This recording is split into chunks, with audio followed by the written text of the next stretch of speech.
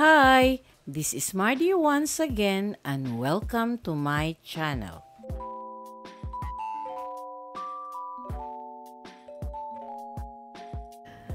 Hey everyone! Today, I'm diving into the incredible life of a true Filipino icon, Sylvia Reyes Latorre. From being a child prodigy to earning the title of Queen of Kundiman, Sylvia's voice and legacy have touched so many lives, not just in the Philippines, but around the world.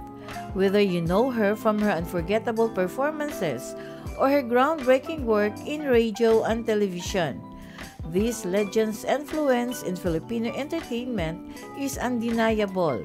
So let's take a trip through her extraordinary journey and celebrate the amazing Sylvia Latorre. Let's get started!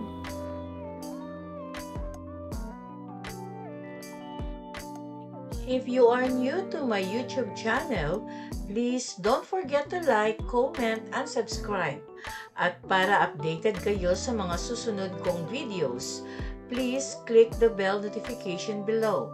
At sana po, don't skip the ads and please watch until the end of my video. Sylvia Reyes Latorre was born on June 4, 1933 in Manila, Philippine Islands, to two influential figures in the Philippine entertainment industry, Director Olive Latorre and actress Leonora Reyes. Raised in an environment deeply rooted in the arts, she was destined to carve out a significant place in the world of music, television, and film. Latorre's musical career began at the age of 5 when she participated in a singing competition in Manila in 1938. Her impressive vocal talent led her to secure a scholarship at the University of Santo Tomas Conservatory of Music.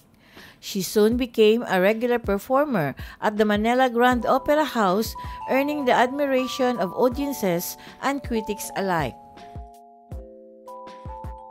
Known as the Queen of Kundiman, Latorre was celebrated for her mastery of traditional Filipino love songs. She performed hundreds of iconic songs, including Mutya ng Pasig, Waray-Waray, and Maalaala Mo Kaya.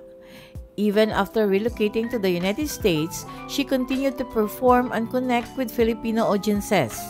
In 2017, she collaborated with the Filipino-American Symphony Orchestra, reaffirming her status as a beloved figure in Filipino music.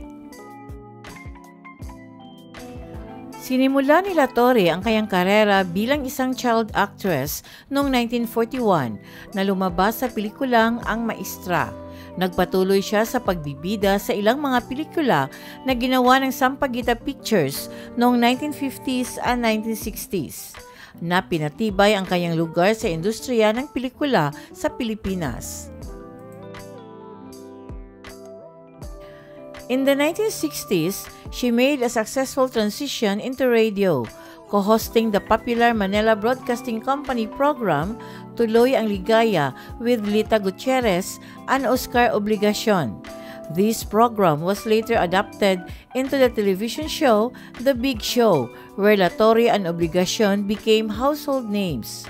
The success of the show led to Latorre's hosting Oras ng Ligaya on ABS-CBN, which earned her the title of the First Lady of Philippine Television.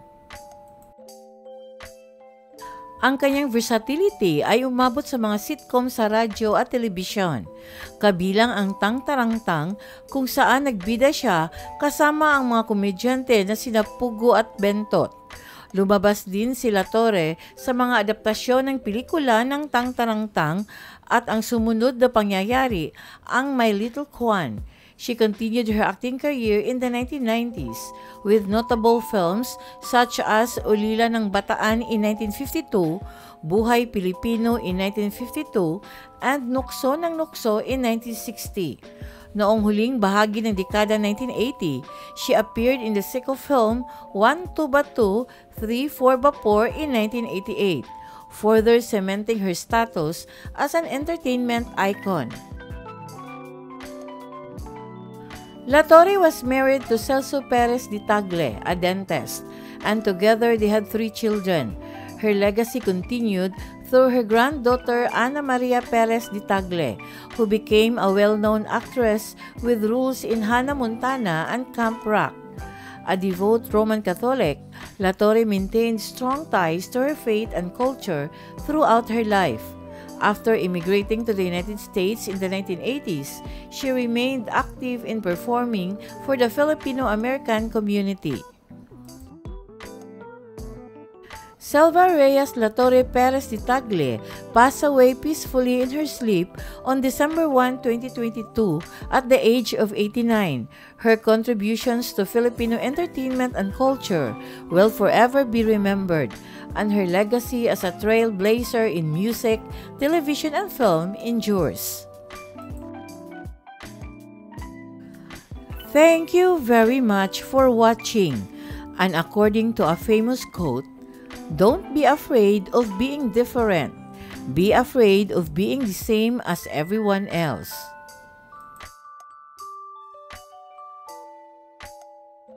Special thanks to my source from Google, enwikipedia.org, photocredits2, abanti.com.ph, and inspirational quote credits2, pinterest.com.